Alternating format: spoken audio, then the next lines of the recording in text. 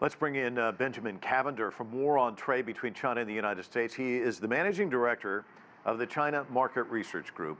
So let's talk about trade and investment. Each country, of course, has their own objectives. What does China and the United States hope to accomplish during this visit, do you think? I think, right now, the key thing is that dialogue is happening. I think both sides have felt that there's been a marked lack of communication and a marked lack of clarity on what market access is going to look like in both directions. And so I think certainly from the US side right now, companies are really looking to understand what their place in China really looks like, if there's a place for them in China, because they feel like there's been a lot of risk around what business activities are going to be allowed, what's going to happen to personnel that are operating in the country. And so I think just the fact that she has come to San Francisco, that's sitting down at a dinner, maybe answering some of these questions, is going to go a long way towards creating a stable environment. It doesn't mean that concessions necessarily need to be made right now, but I think right now what everybody is looking for is stable communication so they can actually engage in forward planning regarding investment and regarding their strategy. That's for US companies coming into China, and I think also for Chinese companies looking at the US market.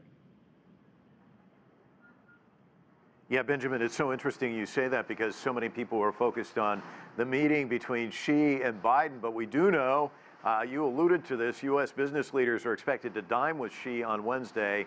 Throughout the tensions, they've been very vocal. They've been asking for a thaw. They're not happy about the tariffs and the way the trade tensions are going. What do you expect to come out of this dinner? Is it more what you're talking about, clarity, kind of clarification, reassurances? How do you see this dinner shaking out? Yeah, I'm not sure that we're going to see anything substantive from a policy standpoint come out of this. But I think right now, when you talk to U.S. business leaders that are maybe thinking about China or that are operating here, there's a real sense that they're sort of, pushing a stone uphill, that the deck is maybe stacked a little bit against them, in large part because there's not very much communication from the Chinese government on trade regulations, on other operational regulations here in the country. And I think there's a lot of fear too, just because some of the stories that have come out around foreign executives maybe being arrested for different things. And so I think what they're looking for is just a little bit of a sense from the Chinese government that yes, we do want foreign companies to be operating in China. We do want foreign investment. There's a place for those companies to sell into the market. It's not just about a circular economy with Chinese companies selling to Chinese consumers.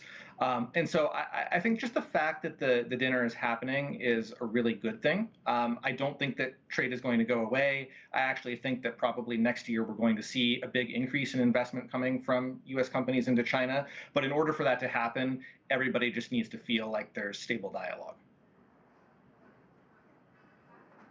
Benjamin, I was at an event last week in Washington, D.C., where they were talking about decoupling and de-risking, and somebody said, you talk about decoupling, de-risking, it's depressing.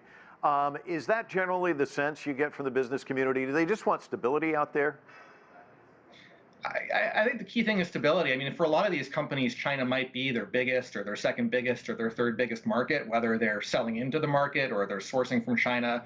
And so they kind of need to know in any given month or any given quarter, sort of what's going to happen from a policy standpoint so they can actually plan. So that's why I think stability is really the main thing. I mean, I don't think that any large business really truly thinks that true decoupling is probably going to happen or that it should happen. I think they want to continue to have business with China. They want to have more business with China.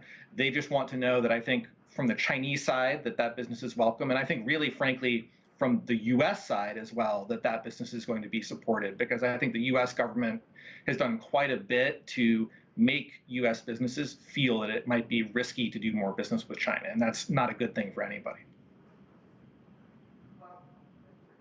Benjamin Cavender joining us to talk about China-U.S. relations. Can't thank you enough. Some great insights there. Really appreciate it.